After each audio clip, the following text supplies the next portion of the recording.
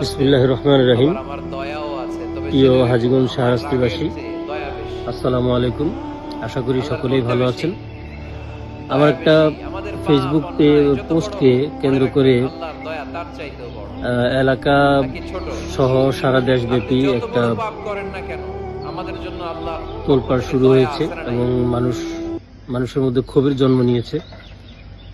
মূলত আমি যেই কথাটি আপনাদেরকে বুঝাতে চেয়েছিলাম, সেই কথাটিকে কিছু অংশ কাট করে আপনাদের সামনে প্রকাশ করা হয়েছে এবং এতে করে আমার কথার মূল যে উদ্দেশ্য ছিল সেই মূল উদ্দেশ্যটি হারিয়ে গেছে। যাই হোক না কেন, সেখানে আমি একটি বাজে শব্দ ব্যবহার করেছিলাম, যেই শব্দটা অনাকাঙ্ক্ষিত, অনিচ্ছাকৃত ছিল।